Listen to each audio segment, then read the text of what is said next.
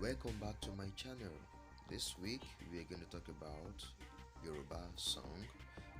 The title is lọmọ rere. Listen to my student.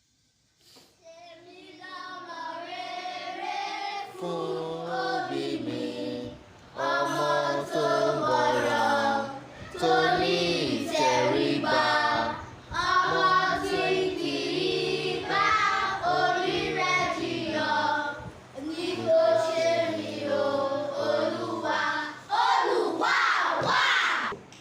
ṣe mí lọmọ rere Fún òbí mi, ọmọ tó gbọ́rọ̀ tó ní ìtẹríba, ọmọ tí kì í bá òbí rẹ̀ jiyàn, ní kò ṣe mí o Olúwa.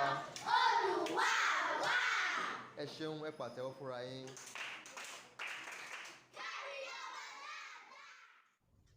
If you enjoyed the song, you can like and share and subscribe to my channel.